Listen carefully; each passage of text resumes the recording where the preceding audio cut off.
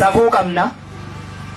Handhuurri shamarran Oromoo hin mul'atu. Harmi shamarran Oromoo hin mul'atu. Malaasnee walitti himuu qabnaa jechuudha. Safichi iyyuu cabee diida jira waan ta'eef irraa dubbachuun nan qaanessu. Dubbannee qorichatti barbaaddan. Dubbannee qorichatti barbaaddan. Abbaan amantii sin argu, jaarsi biyyaa sin argu, barsiisaa sin argu. Hundumtuu doomeera, duudeera, jaameera. Fayyaa deemna fakkaanna malee fayyaa duuneerraa jechuudha. Mirgaa nuun jedhan. Mirgi dirqama akka qabu beeka. Safuu kee guddistee aadaa kee guddisteetu mirgi kan waliin deemu. Qullaa deemuun kan faranjiiti. Sana irraa dhaalte. Dhaqanii ji'a irra qubachuunis faranjiitu godhe. Sana immoo maan dhaalii.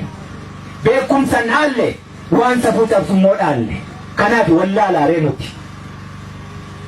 Rifeensa akka barbaadde tolfachuu, hidhii akka barbaadde dibachuu, huccuu akka barbaadde uffachuu mirga dhaalteetta.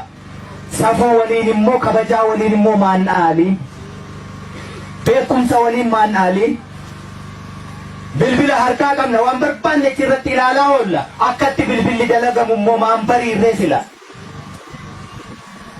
Kanatu nuuf hafe. Addunyaan teknooloojiin har'a waan hundumaa fidee bilbila xiqqoo tokko.